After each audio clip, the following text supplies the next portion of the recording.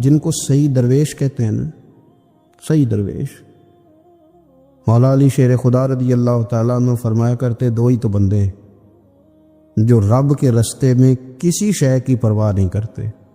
حضور کون سے؟ فرمایا ابو ذر غفاری ہے اور دوسرے علی المرتضیٰ ہے۔ مولا علی فرمایا کرتے یہ نا مسلمانوں میں سے چوتھے یا پانچویں مسلمان ہیں۔ شروع سے ایک سلیم الطبع آدمی، کچھ لوگ طبعاً بڑے نفیس ہوتے ہیں، طبعاً ہی اللہ کی طرف سے شروع سے ہی۔ ان کا جو قبیلہ تھا بنو غفار، وہ راہزنی کرتا تھا، لوگوں کو لوٹ لیتا تھا۔ شروع میں یہ کام کیا، لیکن جب کچھ لوگوں کی چیخیں کانوں میں گئیں تو چھوڑ دیا، فرمایا نہیں یار طبیعت نہیں مانتی۔ اور نبی پاک کا کلمہ پڑھنے سے پہلے ہی بتوں کی پوجا چھوڑ کے رب کی عبادت شروع کر دی۔ لوگ پوچھا کرتے تھے آپ عبادت تو کرتے تھے پر منہ کدھر کرتے تھے؟ فرماتے تھے جدھر وہ کرا لیتا تھا کر لیتے تھے۔ کسی نے انہیں بتایا کہ مکے میں ایک شخص ہیں جنہوں نے اعلان نبوت کیا ہے، آپ کی طرح کی باتیں کرتے ہیں۔ انہوں نے اپنے بھائی کو بھیجا، ان کا نام انیس تھا، پتہ کر کے واپس آئے، بھائی کہنے لگے ابو ذر ان کا نام جندب ہے، اصل میں ذر ان کے بیٹے کا نام ہے اور کنیت سے زیادہ معروف ہیں، ابو ذر غفاری کہلاتے ہیں۔ فرماتے ہیں کہ بھائی نے آ کے بتایا کہ وہ نیکی کا حکم دیتے ہیں، برے کاموں سے منع کرتے ہیں، صلہ رحمی کا پیغام دیتے ہیں، لیکن لوگ سارے مخالف ہیں۔ یہ چیز بھی بڑی کاؤنٹ ہوتی ہے، اسے نہ کاؤنٹ کیا کریں۔ لوگوں کی ترجیحات بدلتی ہیں، صبح کچھ، دوپہر کچھ، شام کچھ، اسے نہ کاؤنٹ کریں۔ انہوں نے اس بات کو کاؤنٹ کر کے بتایا کہ لوگ ان کے جو ہیں نا وہ مخالف ہیں سارے۔ تو حضرت ابو ذر غفاری کہنے لگے مجھے تسلی نہیں ہوئی، میں خود جا کے پتہ کروں گا۔ کہتے ہیں مکہ شریف آیا تو کسی ایسے آدمی سے پوچھ بیٹھا، میں تو کچھ اور سمجھا تھا، وہ کچھ اور نکلا۔ مکے والوں نے بڑا مارا۔ مکے پہنچ کے پہلی جو چیز ملی وہ مار کھانے کی تھی۔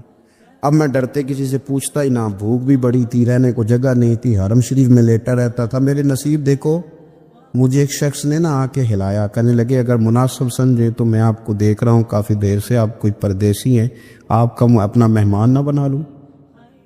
تو میں نے کہا آپ کا کیا نام ہے؟ کہنے لگے میرا نام ہے علی ابن ابی طالب۔ کہتے ہیں مولا کائنات گھر لے گئے، کھانا بھی کھلایا، جگہ بھی دی، سونے کو خدمت بھی کی، لیکن چونکہ میں تو پہلے ایک سے پوچھ کے مار کھا بیٹھا تھا، میں نے پوچھا نہیں میں کدھر آیا ہوں۔ رات رہے، اگلی رات بھی رہے، لیکن میں نے بتایا نہیں میں کس کام آیا ہوں۔ حضرت ابو ذر غفاری رضی اللہ تعالیٰ عنہ کہتے ہیں خود ہی مولا علی نے پوچھا بتا سکتے ہو کیسے آئے ہو؟ میں نے کہا راز رکھ لو گے؟ فرمایا بڑا کشادہ سینہ دیا رب نے مجھے۔ تو بات تو کہنے لگے یار میں تو محمد مصطفیٰ کی زیارت کرنے آیا صلی اللہ تعالی علیہ وسلم۔ یہ بے نیاز لوگوں میں سے ہیں حضرت سیدنا ابو ذر غفاری۔ میں حضور کی زیارت کے لیے، حضرت علی کہنے لگے سویرے لے چلوں گا۔ انسان بزدل نہیں ہوتا، ہر انسان بزدل نہیں ہوتا، اور بلا وجہ ٹکراؤ کی پالیسی بنا لینا یہ بھی سیانے لوگوں کا کام نہیں۔ حکمت کے تقاضوں کے مطابق چلنا یہ بھی دلیر لوگوں کا ہی کام ہوتا ہے۔ حضرت مولا علی کہنے لگے صبح لے کے چلوں گا پر حالات ٹھیک نہیں، شرارتی لوگ ہر جگہ ہوتے ہیں۔ اگر کوئی شرارتیوں کا ٹولہ ملا نا جو کھڑا ہوگا جاسوسی کرنے کے لیے کہ حضور کی طرف کون کون جا رہا ہے، تو میں نیچے جھکوں گا جوتے کا تسمہ ٹھیک کرنے کے لیے، لیکن آپ نے نہیں کھڑے ہونا، آپ نے چلتے رہنا ہے تاکہ کسی کو شک نہ ہو۔ کہتے ہیں اس ترتیب سے حضرت علی مجھے لے کے گئے، میں حضور کی بارگاہ میں پہنچا۔ مولا علی کہتے ہیں بڑے بڑے لوگ سوال کرتے تھے پر یہ شروع سے سلیم الطبع تھے، مجھے کہہ لینے دینا، جنہوں نے ماننا ہوتا ہے وہ لمبے سوال کرتے ہی نہیں۔ مان جو لیا تو لمبے سوالوں کی ضرورت ہی کوئی نہیں۔ کہتے ہیں لوگ بڑے بڑے سوال کرتے تھے پر ابو ذر نے 2-3 باتیں پوچھی اور آگے جا کے کہنے لگے حضور ہاتھ بڑھائے مجھے کلمہ پڑھائے۔ نبی پاک صلی اللہ علیہ وسلم نے کلمہ پڑھایا، فرمایا باہر جا کے نا ابھی ذکر کرنا کہ تم مسلمان ہو گیا، یہ ماریں گے۔ عرض کی حضور انہیں مارنے دے، میں آیا بھی مار کھا نہیں ہوں، انہیں مارنے دے نا۔ پڑا فلک کو کبھی دل جلوں سے کام نہیں، داغ دلوی نے کہا تھا پڑا فلک کو کبھی دل جلوں سے کام نہیں، اور جلا کے راکھ نہ کر دوں تو داغ نام نہیں۔ ماری تو کھانے آئے ہیں، مارنے دے، کرنے دے، زور جتنا لگانا ہے لگانے دے۔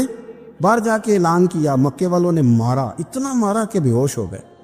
پھر کسی نے بتایا کہ تم نے گزرنا بھی ہے ان کے علاقے سے، بنو غفار سے، پھر ان کا پتہ بھی ہے یہ لوگ بڑے سخت ہیں، پھر چھوڑا۔ تبن بڑے جلالی تھے، زاہد مزاج تھے.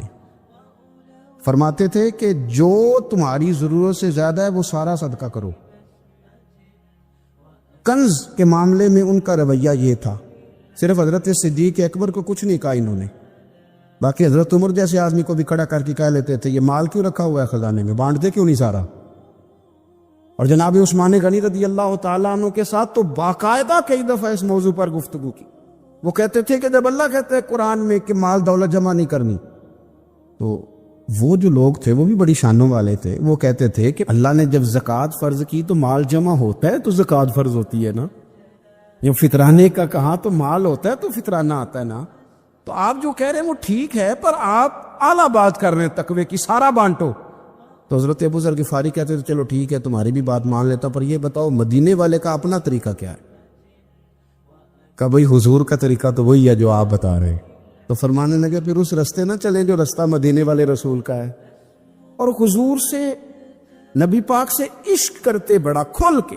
یہ صحابہ صفہ میں سے تھے. کلمے پڑھنے کے بعد چونکہ طبیعت جلالی تھی تو حضور نے بھیج دیا، فرمایا واپس جاؤ اپنے قبیلے میں تبلیغ کرو. واپس گئے، بھائی کو مسلمان کیا، والدہ کو مسلمان کیا، قبیلہ سارا مسلمان کیا، وہیں رہے. ہجرت مدینہ کے بعد آئے تبوک کے موقع کے قریب، اور حضور نے صحابہ صفہ میں رکھ لیا. نوکری کرتے مدینے والے رسول، دلیر آدمی تھے، بڑا قبیلہ تھا، پر ڈیوٹی کرتے، ڈیوٹی خدمت کرتے. ایک بیٹا تھا زار اس کا نام تھا، اس کی ڈیوٹی لگائی تم نے میرے نبی پاک کے اونٹ چرانے. ڈاکو آئے تو صاحبزادہ اونٹوں کی، اونٹنیوں کی حفاظت کرتے شہید ہو گیا. اور یہ انوکھا بندہ ہے جس نے شرط لگائی تھی کہ میں نے کالی سیاہ رنگ کی عورت سے شادی کرنی. انوکھا بندہ ہے. ایک بیٹی تھی، ایک بیٹا، بیٹا شہید ہو گیا. بیوی سے کہا تم نے نبی پاک کے گھر میں خدمت کرنی ہے، حضور کے گھر والوں، اور میں نبی پاک کی نوکری کروں گا. حضور کی خدمت کرتے، ہر وقت خدمت میں رہتے. اور حضور جب آتے نا، صحابہ صفہ میں یہ شامل تھے جو لوگ دین سیکھتے، حضور جب آتے تو سب سے پہلے آ کے حضرت ابو ذر غفاری کا پوچھتے، بلائیں. اور جب بات کرتے حضور تو بار بار ان کو مخاطب کر کے بات کرتے. حضرت ابو ذر غفاری رضی اللہ تعالیٰ عنہ کا نبی پاک سے اتنا پیار کہ ہماری بھی مشکل حل کر دی. ابو داؤد شریف میں موجود ہے. ایک دن کہنے لگا یا رسول اللہ صلی اللہ علیہ وسلم، اگر کوئی بندہ کسی سے پیار بڑا ہی کرے پر اس جیسے عمل نہ کر سکے، کوشش کرے کرنا. لوگ ہمیں کہتے ہیں نا جی پیار بڑا، عمل بھی تو کرو نا. بھی کرنا چاہیے، پر انسان ہے نا، غلطی بھی تو ہو ہی جاتی ہے. اب ہم عمل نہیں کر سکتے تو تم ہمیں پیار بھی نہیں کرنے دو گے؟ مہربانی کرو، پیار تو کرنے دو نا. حضرت ابو ذر غفاری نے کہا، اور ابو داؤد شریف میں موجود ہے، یا رسول اللہ صلی اللہ تعالی علیہ وآلہ وسلم، حضور پیار بڑا کرے پر ان جیسے عمل نہ کرے تو حکم کیا ہے؟ تو حضور نے فرمایا پیار سچا کرے، اللہ قیامت کے دن جس سے محبت کرے گا نا، اس کے ساتھ ہی دونوں کو اکٹھا فرما دے گا. تو حضرت ابو ذر نے فوراً کہا، حضور پھر مجھے آپ سے بھی بڑا پیار ہے، رب سے بھی بڑا پیار ہے. فرمایا فکر نہ کرنا، جنت میں اکٹھے ہی جائیں گے. اتنی محبت رسول پاک کی ذات کے ساتھ. حضور کی نوکری کرنا. ایک دن خدمت کرتے کرتے سو گئے. حضور مسجد میں آئے پتہ کرنے کہ ابو ذر آرام کر رہا ہے. یہ بھی مزہ ہوتا ہے. خیال رکھنا اپنے درویشوں کا، کیا کھایا، کیا پیا، کہاں سوئے. حضور رات کو آئے، یہ سوئے ہوئے. فرماتے ہیں حضور نے میرا انگوٹھا ہلایا، میں اٹھ کے بیٹھ گیا، حضور بھی میرے پاس بیٹھ گئے. اور میں ابو ذر بڑا پیار کرتے ہو، سونے آپ کو پتہ ہی ہے.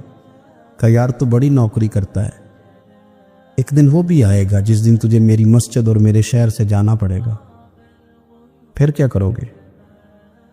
تو اس کی حضور کسی کی طاقت ہے مجھے آپ کے شہر سے نکالے؟ میں تلوار نکال لوں گا. نبی پاک نے فرمایا تلوار نہ نکالنا، جہاں تمہیں بھیجا جائے چپ کر کے چلے جانا. حضور کب تک؟ فرمایا جب تک اللہ تیری اور میری ملاقات نہیں کرا دیتا. یعنی وصال تک.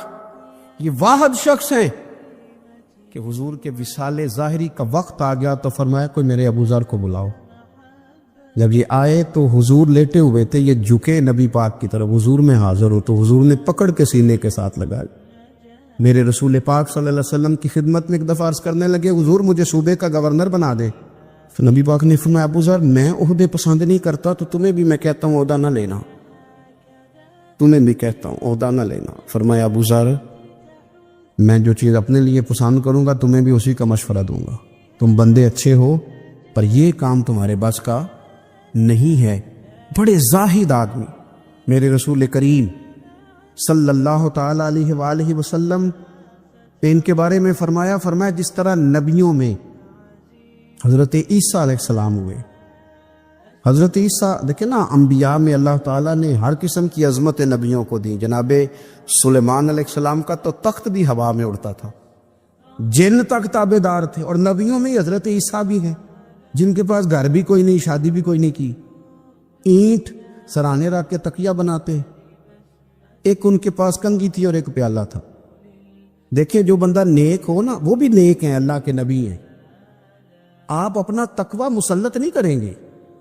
جو وہ کر رہے ہیں وہ بھی مخلص ہو کے کر رہے ہیں. حکومتیں جو چلانی ہیں تو وہ کس نے چلانی ہے؟ اگر نیک بندے نہیں آئیں گے تو غلط لوگ آئیں گے، قوموں پہ ظلم کریں، وہ بھی اپنی جگہ ٹھیک ہے. لیکن یہ جو کر رہے ہیں یہ بات بھی اپنی جگہ بالکل ٹھیک ہے.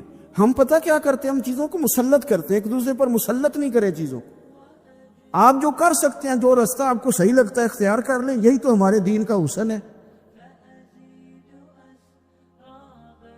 کہ سارے رستے واضح کر کے ہمیں دکھاتا ہے. حضرت عیسیٰ علیہ السلام نے ایک دن دیکھا کہ ایک بندہ نا انگلیوں کے ساتھ اپنے بال سیدھے کر رہا ہے. تو آپ نے فرمایا یار کنگھی کے بغیر بھی کام چل سکتا ہے. کنگھی بھی خیرات کر دی. دیکھا ایک بندہ ہاتھ کا تکیہ بنا کے لیٹا ہے تو فرمایا اینٹ بھی دے دو، کسی کے کام آ جائے. ایک دن دیکھا کہ ایک بندہ نا یوں چلو میں پانی پی رہا ہے، فرمایا پیالہ بھی رہنے دو، اس کے بغیر بھی کام چل ہی جاتا ہے. جناب عیسیٰ کا یہ زہد تھا. میرے نبی پاک علیہ السلام نے فرمایا جس نے جناب عیسیٰ کا زہد دیکھنا ہو وہ میرے ابو ذر غفاری کو دیکھے. ان کو دیکھے، یہ دنیا میں جناب عیسیٰ کے زہد کے مطابق چلتے پھرتے. ساری زندگی دولت کو، مال کو پسند نہیں کیا. جہاں رہتے تھے ایک گورنر صاحب نے 300 دینار تحفے میں بھیجے. تو ایک ہوتا ہے نا بندہ کہتا نہیں ضرورت نہیں. اور حضور سید عالم صلی اللہ علیہ وسلم نے حضرت عمر سے فرمایا تھا جو خود بخود آ جائے وہ قبول کر لو اللہ کی طرف سے. لیکن ان کا رنگ فقیری والا تھا اور تھوڑا انوکھا تھا. 300 دینار آئے تو فرمانے لگے اسے جا کے کہو تمہیں کوئی اور بندہ نہیں ملا دھوکہ دینے کے لیے؟ میرے گھر ہی مال بھیج دیا ہے. فرمانے لگے میرے پاس گدھا ہے سواری کرنے کے لیے، میرے پاس بکریاں ہیں دودھ پینے کے لیے، میرے پاس ایک چادر اضافی ہے سامان میں سے. میں تو ڈرتا ہوں کہ رب کہیں اس چادر کے بارے میں سوال نہ پوچھ لے، اور تم ہو کہ میرے پاس یہ لے کے آئے ہو. حضرت عثمان غنی کے پاس جا کے کہا کرتے کتنا لوگوں کے پاس پیسہ آ گیا ہے، ہر بندے کے گھر میں مال ہے، یہ کیا ہو رہا ہے؟ لوگوں سے کہیں خرچ کرے غریبوں پہ. عثمان غنی فرمانے لگے تمہیں تو خوش ہونا چاہیے کہ میرے دور میں لوگ خوشحال ہو گئے. آپ فرمانے لگے نہیں، وہ والا رنگ زیادہ بہتر ہے جو مدینے والے نے اختیار فرمایا، کیونکہ کچا رنگ للاری والا چڑھدا تے لیندا رہندا عشق تیرے دا رنگ محمد، جدوں چڑھ جائے پھر نہیں لیندا. آپ کی طبیعت کے اندر دولت سے بیزاری. حضرت ابو درداء، حضرت ابو موسیٰ اشعری، حضرت ابو ہریرہ رضی اللہ تعالی عنہ، یہ سمجھ لیں ان کے کلاس فیلو تھے، ان کے ساتھ پڑھا تھا انہوں نے. حضرت ابو ذر غفاری ان پر بھی جلال کرتے. آپ یقین کریں کہ طبیعت نا ایسے کیف میں آ گئی ان کو پڑھ کے. ان کو پڑھا جب کچھ دنوں سے تو کچھ انوکھا، یہ انوکھی وضع ہے، سارے زمانے سے نرالے ہیں. یہ بندے کون سی بستی کے یار اب رہنے والے، یہ کس طرح کے لوگ ہیں، کیا سوچ ہے. حضرت ابو درداء رضی اللہ تعالیٰ عنہ کے گھر کے قریب سے گزرے تو حضرت ابو درداء مکان بنا رہے تھے. کیا جملہ کہا، تڑپ گئی روح. فرمانے لگے ابو درداء تجھ سے مجھے یہ امید نہیں تھی یار. فرمایا کیا ہوا؟ فرمانے لگے اب تیرا مکان بنانے کے لیے بھی اللہ کے بندوں کی پشتوں پر اینٹیں رکھی جائیں گی. تیرا مکان بنانے کے لیے رب کے بندوں کی پشتوں پر اینٹیں تیرے لیے. حضرت ابو درداء نے گردن جھکا لی. فرمایا یار جہاں تو ہے نا تو بالکل ہی ٹھیک کہتا ہے. کیوں؟ میرے نبی پاک صلی اللہ علیہ وسلم نے فرمایا اس زمین کے اوپر اور آسمان کے نیچے ابو ذر غفاری سے سچا بندہ کوئی نہیں، ان سے زیادہ سچا کوئی نہیں. فرمایا تو ٹھیک کہتا ہے یار، صحیح کہتا. ایک طوائف اپنے کوٹھے سے اتر کے تو سیڑھیوں پہ بیٹھی تھی، ساتھ اس کا یار بھی بیٹھا تھا. بابا اپنی مستی میں جا رہا تو بابا جی کے پیروں سے کچھ مٹی اڑی تو اس عورت کے کپڑوں پہ پڑ گئی. پرواہ نہیں، بزرگ گزر رہے. وہ یار اس کا دوڑا ہوا آیا. ابھی بابا وہی بیٹھا تھا دوڑے آئے پیچھے سے لوگ، شور ہوا، بابے کو تو بوجھ کے وہاں لے گئے جہاں اس نوجوان نے تھپڑ مارا تھا. کہا تو اللہ کا بندہ ہے، اللہ کے بندے بد دعا تو نہیں دیتے. ہوا کیا؟ حضرت فضیل بن عیاض فرماتے ہیں ایک جوان تھا، مسجد میں آیا، لوگوں سے کہنے لگا روٹی کھلاؤ. کسی نے توجہ نہ کی. اس نے کہا میں رب رب بتانے والا ہوں، میری طرف دیکھو تو صحیح. کسی شخص نے خیال ہی نہ کیا. حضرت فضیل ابن عیاض کہتے ہیں امام صاحب نے اعلان کیا چندہ دو، کوئی لاوارث فوت ہو گیا، کفن دینا. چندہ کٹھا ہوا، کفن خریدا، جنازہ پڑا، عشاء کے بعد دفن کر کے آئے. فجر کی نماز کے لیے جب امام اور مؤذن مسجد میں آئے تو چیخیں مارنے لگے، تڑپنے لگے، دور دور تک آوازیں پھیل گئی، دنیا دوڑی آئی. کیا ہوا؟ اعلیٰ حضرت فاضل بریلوی رحمت اللہ علیہ کے مکان کی دیوار گر گئی. ایک کونا مکان کا، آپ جانتے ہیں پرانی دیواریں چھوٹی ہوتی تھی اور بارشوں میں اکثر گھروں کی دیواریں گری ہوئی ہوتی تھی. ایک سائیڈ کی دیوار گر گئی تو اس کونے میں ہندوؤں کا گھر تھا.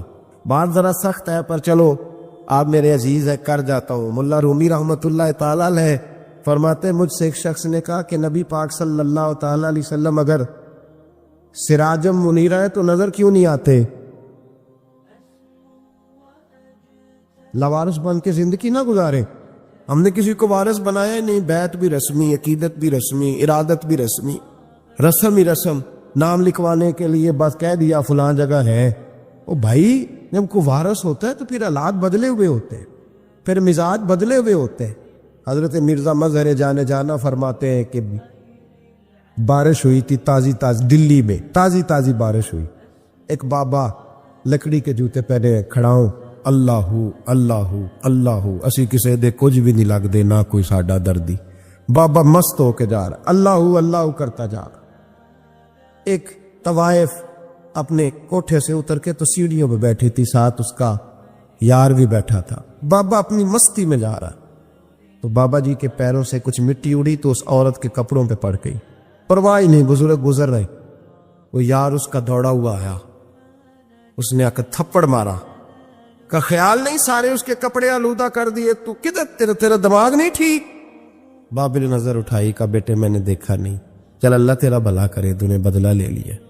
بابا جی چپ کر کے وَإِذَا خَاطَبَهُمُ الْجَاهِلُونَ قَالُوا السَّلَامَ چپ کر کے گزر گئے. ٹھنڈ کا موسم تھا، بارش تازہ ہوئی تھی، حلوائی دودھ کاڑ رہا تھا. اس نے بٹھایا بابا جی کو پھٹے پہ، پیالہ پکڑا، دوڑ کے آگے بڑھا. بزرگ آ گئے، آئیے بیٹھیے. دودھ کا گرم پیالہ شکر ڈال کے دیا. بابا جی نے دودھ پیا، پھر نظر جھکی، پھر رنگ بدلا. کہنے لگے مالک تو کتنا بے نیاز ہے، کہیں تھپڑ مرواتا ہے، کہیں دودھ پلاتا ہے. تیری بے نیازی ہے نا، ادھر تھپڑ مروایا، یہاں دودھ پلایا، تو ہی جانتا ہے تیرے رنگ کیا ہے. ابھی بابا وہیں بیٹھا تھا، توڑے آئے پیچھے سے لوگ، شور ہوا، بابے کو دبوچ کے وہاں لے گئے جہاں اس نوجوان نے تھپڑ مارا تھا. کہا تو اللہ کا بندہ ہے، اللہ کے بندے بد دعا تو نہیں دیتے. ہوا کیا؟ کہ تو نے بد دعا دی ہے؟ کہا نہیں دی، بات بتاؤ. کہنے لگے اس نے تجھے تھپڑ مارا، چھت پہ چڑھا ہے، پیر پھسلا ہے، گردن کے بل گرا ہے، منکا ٹوٹ گیا، مر گیا، تو نے بد دعا دی ہے. بابا جی کہنے لگے یار میں نے تو دوسرا لفظ بھی نہیں کہا، بھلا ہو کہہ کے گزرا ہوں، میں نے نہیں بد دعا دی. کہ تو نے دی ہے تبھی تو مر گیا. کہا نہیں دی. کہا بابا تو بزرگ آدمی ہے، سچ بول. تو بابا جی کہنے لگے سچ سنو. پھر میں آ رہا تھا، میرے پیروں سے مٹی اڑی، اس کے یار کے کپڑوں پہ پڑی، اسے برا لگا، اس نے مجھے مارا. جب اس نے مجھے مارا تو میں کوئی لاوارث تو نہیں تھا، جب اس نے مجھے مارا تو میں کوئی لاوارث تو نہیں تھا. مجھے دشمنوں نہ چھیڑو، میرا ہے کوئی جہاں میں ابھی پکار لوں گا، نہیں دور ہے مدینہ. اس نے مجھے مارا تو میں کوئی لاوارث تھا کہ میرا بدلہ کوئی نہ لیتا. اس نے مجھے مارا ہے تو میرے یار کو برا لگا ہے تو اس نے اسے مار دیا ہے، میری تو غلطی کوئی نہیں. یاروں کا جھگڑا ہے، یہ تو دوستوں کا جھگڑا ہے، یہ تو یاروں کا جھگڑا ہے، کوئی غلطی نہیں میری، کوئی غلطی نہیں.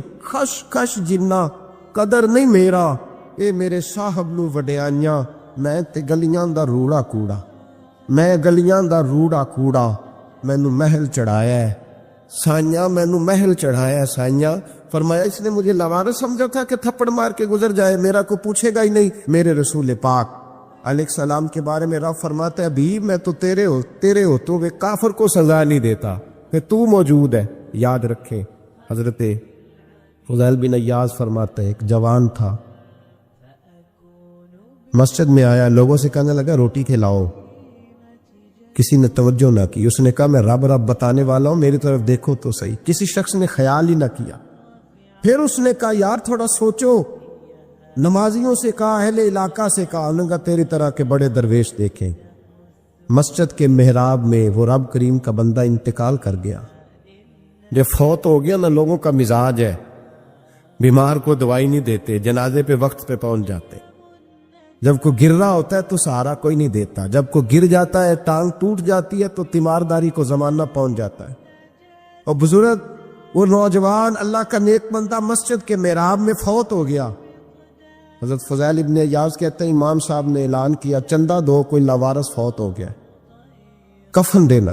چندہ اکٹھا ہوا، کفن خریدا، جنازہ پڑھا، عشاء کے بعد دفن کر کے آئے. فجر کی نماز کے لیے جب امام اور مؤذن مسجد میں آئے تو چیخیں مارنے لگے، تڑپنے لگے. دور دور تک آوازیں پھیل گئی، دنیا دوڑی آئی. کیا ہوا؟ کہنے لگے وہ جو تم نے کفن پہنایا تھا وہ یہاں پڑا ہوا ہے، اور دیکھو کفن پہ تحریر لکھی ہے. تحریر کیا ہے؟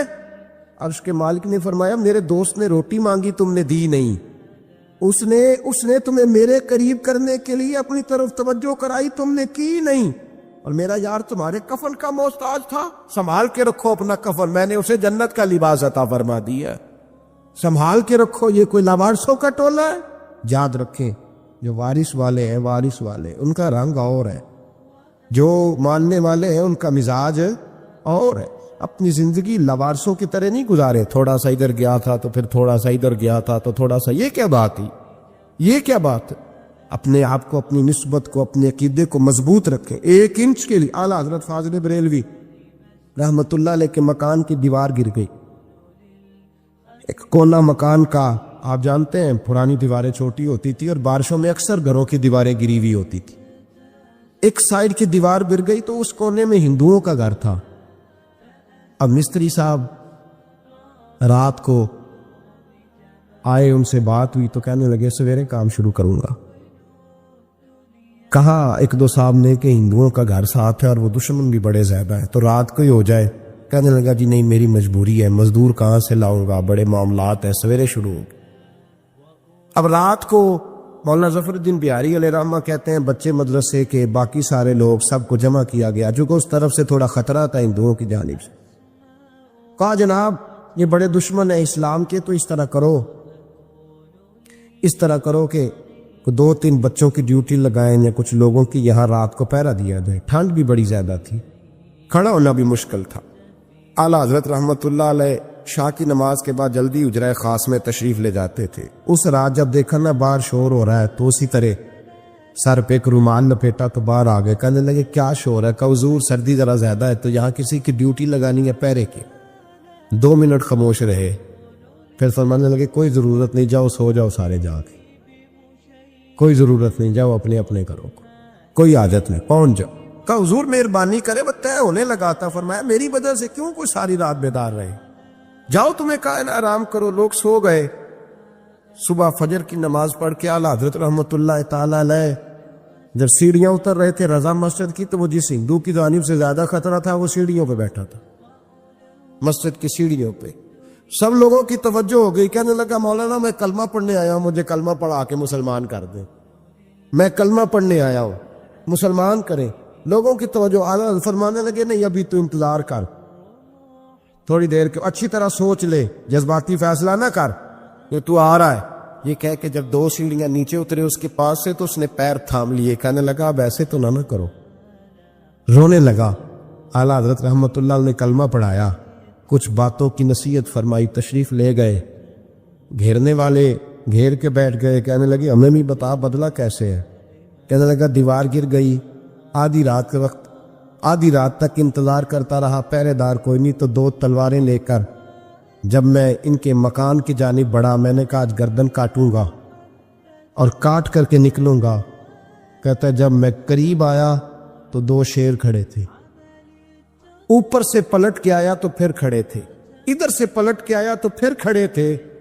فرماتے ہیں میں 2 گھنٹے کے بعد آیا تو پھر پلٹ کے کھڑے تھے، میں پھر 1 گھنٹے کے بعد آیا، سحری کا وقت ہوگا تو پھر پلٹ کے کھڑے تھے، اب میں ڈر کے بھاگا۔ کہتے ہیں فاضل بریلوی نے اپنی کھڑکی سے منہ باہر نکالا، کہنے لگے اور کتنا تجربہ کرے گا، مجھے تو لاوارث سمجھتا ہے؟ لاوارث ہوں میں، اور کتنا تجربہ کرے گا، بس کر مان جا۔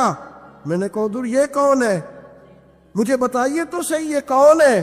تو کہنے لگے میں نے ساری زندگی رسول اللہ کی عظمت کا دفاع کیا ہے، ساری زندگی غوث اعظم کے نعرے لگائے ہیں، ابھی تو یہ مدد صرف غوث پاک جیلانی کی بھیجی ہوئی ہے، ابھی تو غوث اعظم کی بھیجی ہوئی مدد ہے، مولا علی ابھی پیچھے ہیں، 2 جہاں کے محبوب ابھی اس سے پیچھے ہیں، وہ تو ابھی پیچھے ہیں، پیچھے کھڑے ہیں کہ ضرورت پڑی تو ہم بھی تیار بیٹھے ہیں۔ او بھائی آج رواج ہو گیا، رواج، میں نے 2-4 دن پہلے بھی کہا تھا، لوگ کہتے ہیں نہیں کوئی نہیں ضرورت، سامنے سارا کچھ نظر آ رہا ہے۔ او خدا کے بندو یاد رکھو، نسبت ہے بڑی چیز، جانے تو وہ دو میں، اگر کسی کو نسبت میسر آ گئی نا، نسبت، خالی دامن ہی مل گیا، تیرے ہاتھ میں کچھ ہے تو ہونی چاہیے نا، خالی دامن ہی تجھے کسی کا میسر آ گیا تو بچ گیا۔ اپنی نسبتوں کی حفاظت کریں، ان کو مضبوط کریں، ان پر محنت کریں، ان پر توجہ رکھیں۔ یہ نسبت جو ہوتی ہے نا، نسبت، یہ دیکھیں نا، ایک گتا ہے وہ عام کتاب کو لگا ہوا ہے تو جہاں مرضی رکھ دو، اس کی کوئی قدر نہیں، لیکن جو گتا قرآن مجید کو لگ گیا ہے اس کو بغیر وضو چھونا جائز ہے۔ ایک پٹھے پہ اینٹ بنی ہے جو باتھ روم میں لگ گئی، وہاں بغیر جوتے کے جایا نہیں جا سکتا، اور جو مسجد میں لگ گئی وہاں جوتے پہن کے جایا نہیں جا سکتا۔ یہ نسبت ہے بڑی چیز، اگر میسر آئے نصیب ہو، اپنی نسبت کو مضبوط کر کے رکھا کریں، اس کی جولانی کا مظاہرہ کیا کریں، اس نسبت میں روز توانائی آنی چاہیے۔ میں آپ کو بڑی ذمہ داری کے ساتھ ایک بات بتاتا ہوں تجربے کی، ہمیں جتنا کسی نے آ کے کہا ہے نا نسبت کے خلاف، ہماری نسبت اس سے زیادہ مضبوط ہوئی۔ ہمیں جتنا کسی نے آ کے کہا ہے نا جی آپ کو کیا ملا، آپ کو کیا ملا، تو ہم نے اتنا کہا یار جیسے جیسے تو کہتا جاتا ہے ہماری تو نسبت میں اضافہ ہوتا جاتا ہے، ہمارا تو مزاج بدلتا جاتا ہے، روز ایک نیا پردہ کھلتا ہے، روز ایک نیا رنگ واضح ہوتا ہے، روز ایک نئی توانائی۔ ابھی تھوڑے دن کی بات ہے، ایک مولانا شرف الدین صاحب ہے، مفتی صاحب، وہ میرے حضرت صاحب کے مرید ہوئے، مفتی تھے، عالم آدمی تھے، سرکار تاج الشریعہ، ہمارے شہر سے بیعت کی۔ اب ہمارے حضرت صاحب کا اس وقت حال وہی ہے، وَرَأَيْتَ النَّاسَ يَدْخُلُونَ فِي دِينِ اللَّهِ أَفْوَاجًا، اب فوجوں کی فوجیں لوگ آتے ہیں۔ ہم نے دیکھا ہے صرف خالی مرید ہونے والے بار سینکڑوں کی تعداد میں ہزاروں لوگ بیٹھے ہیں کہ صرف بیعت اتنا کہہ دے ہم نے قبول کیا۔ اس عالم میں جہاں حضرت صاحب کا اعلان ہو جائے کہ تشریف لا رہے ہیں، وہاں لاکھوں کا مجمع جمع ہو جاتا، اور ایک جھلک دیکھنے کو لوگ ترستے رہتے۔ یہ کیفیت ہم نے دیکھی، وہ دور گزر گیا، کبھی ایسا بھی ہوتا تھا ایک میں ہوتا تھا، ایک تو ہوتا تھا، اور تیسری تنہائی ہوتی تھی۔ وہ دور بیت جاتا ہے، وہ لمحے کسی کسی کو نصیب آتے۔ حضرت کا وہ مولانا شرف الدین صاحب کہتے ہیں میں مرید ہوا، تو مرید ہوا مجمع میں، رسی حضرت پھینکتے ہیں یا چادر پھینکتے ہیں تو پکڑ کے مرید ہوا، تو ساتھ ساتھ اور چادریں باندھی تھی، لوگوں نے پکڑی ہوئی تھی۔ ایک مولانا، میں جب بیعت ہو کے آیا ان کو بتایا تو مجھے کہنے لگے یار تو ایسی جگہ مرید ہو گیا جو تیری بات بھی نہ سن سکے، جن کو تو دکھڑا بھی نہ سنا سکے، جو مصروف ہی بڑے رہتے ہیں، کہاں مرید ہو گیا؟ تو ایسے پیر کا بیعت ہوتا جہاں تو جاتا وہ تیرے پاس آتے، گفتگو ہوتی، بات چیت ہوتی۔ کہتے جب انہوں نے مجھے بہت زیادہ قائل کیا نا، بہت زیادہ، تو میں نے ارادہ کر لیا، میں نے کہا بات ٹھیک ہے، بیعت کہیں اور ہونا چاہیے تھا۔ کہتے میں عشاء کے بعد سویا تو حضرت صاحب مجھے خواب میں ملے، خواب میں، اور فرمانے لگے مولانا جب آپ مرید ہوئے تھے تو آپ اس جانب بیٹھے تھے، اس کونے میں آپ تھے، اتنے لوگ آپ سے پہلے تھے، اس حال میں آپ مرید ہوئے تھے، اور جہاں تک بات چیت کرنے کی بات ہے تو آپ نے جو دل میں سوچا تھا وہ میں نے آ کے آپ کو بتا دیا ہے، پھر بھی بڑی ضرورت ہو تو میرے صاحبزادے کا نمبر لے لیں اور فون کر لیا کریں، بات ہو جایا کرے گی۔ کہتے ہیں یہ ابھی بات ہو ہی رہی تھی کہ میرے دروازے پہ دستک ہوئی تو میری آنکھ کھل گئی، میری آنکھ کھلی تو میں پریشان ہوں کہ نمبر تو ملا نہیں۔ ایک انجینئر صاحب میرے محلے میں رہتے تھے، فرماتے ہیں وہ شام کو میرے پاس آئے اور کہنے لگے مولانا سنا ہے آپ حضرت مفتی اختر رضا صاحب سے مرید ہو گئے۔ میں نے کہا ہاں، تو کہنے لگے میں ان کے مدرسے میں کام کر کے آئے ہوں، میرے پاس ان کے بیٹے کا نمبر ہے، چاہیے آپ کو؟ نمبر ہے چاہیے؟ کہتے ہیں نمبر مجھے وہ شام کو گھر آ کے دے گئے۔ اب جب میں آستانہ نور پہ بریلی شریف ملنے کے لیے حاضر ہوا تو میرے دل میں خیال آیا، جب میں اندر گیا نا تو میرے دل میں خیال آیا حضور خواب جو آئی تھی اتنی بھی جلدی کیا ہے، ذرا ٹھہر جائیے، آپ ملے جو تھے تو صاحب نمبر بھی دے ہی جاتے۔ میرے دل میں خیال آیا تو السلام علیکم کے بعد حضرت کہنے لگے مولانا مجھے تو جلدی کوئی نہیں تھی، آپ کے دروازے پہ دستک ہو گئی تھی، مجھے تو کوئی جلدی نہیں تھی، آپ کا دروازہ بجنے لگا تھا، مجھے تو جلدی کوئی نہیں تھی لوٹنے کی، ہر مشکل دی کنجی یارو ہاتھ مرداں دے آئی، اور مرد نظر کرے جس ویلے مشکل رہے نہ کائی۔ بس لوگوں یہ یاد رکھو اور اس پہ عمل کرو، اپنی نسبتوں کو مضبوط کرے۔ ہمارا تو جیسے دن کا اجالا چمکتا ہے نا، چمکتا ہے دل کا اجالا، جیسے نیا دن چڑھتا ہے ہمارے لیے تو ایک نئی روشنی لے کے آتا ہے۔ اپنے آپ کو بیدار رکھیں۔ سورج اگر باہر پورا نکل آئے نا تو جو آدمی آنکھیں زور سے بند کر لے اسے کوئی شے نظر نہیں آتی، پورا سورج نکلا ہوا بھی ہو، سورج اسے نظر آئے گا جس کی اپنی آنکھیں بھی کھلی ہوں گی۔ تو آنکھیں نہیں کھول رہے، تو آنکھیں نہیں کھول رہے، آنکھیں یہ شکوہ آنکھیں نہ کھولنے کا ہے، آنکھیں نہیں کھول رہے تو سورج کیسے نظر آئے گی؟ کرسی عرش نہ لوح قلم سی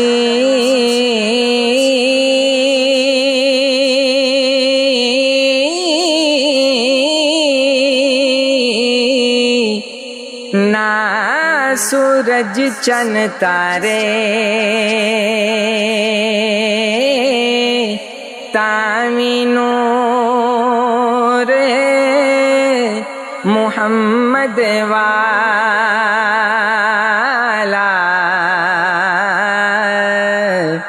دیندا سی چمکارے تامی نور محمد والا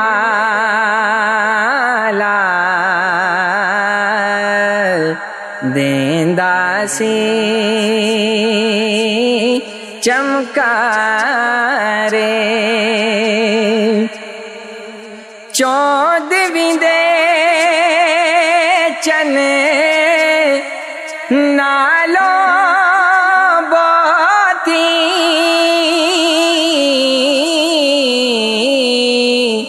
چہرے نور صفائی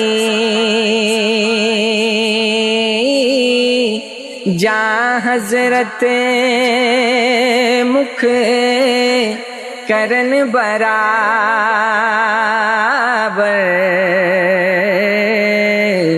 اٹھے دی روشنائی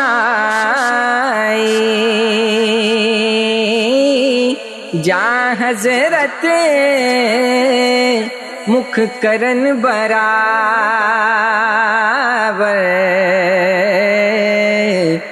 اٹھے دی روشنائی چہرے دی روشنائی کولو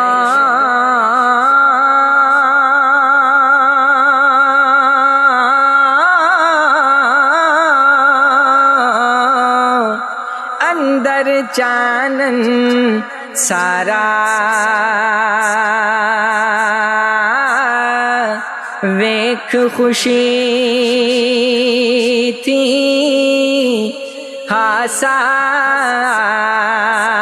ہاسایا واہ واہ شاہ ہمارا ویکھ خوشی تھی ہاسایا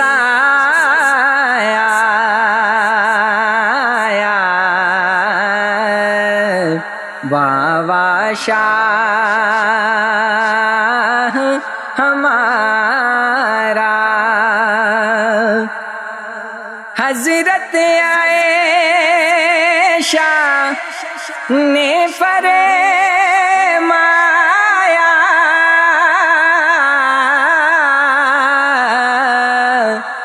ਇੱਕ ਦਿਨ ਮੁਖ ਨੂਰਾਨੀ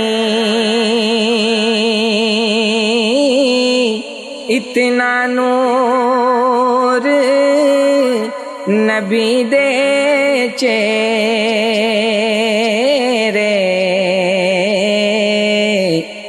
ਵੇਖ ਲਗੇ हैरानी इतना नूर नबी दे चेहरे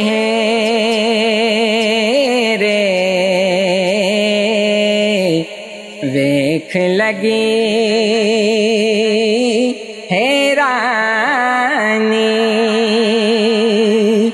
शब कदरों की हिस्से आया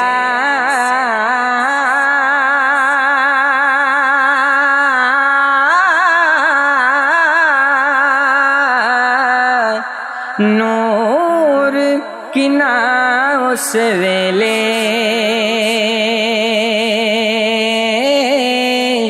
कोई महरूम ना होवे शाला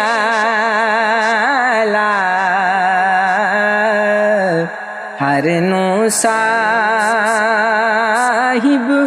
मेले कोई महरूम ना होवे शाला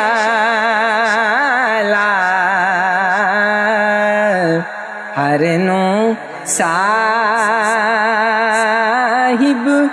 में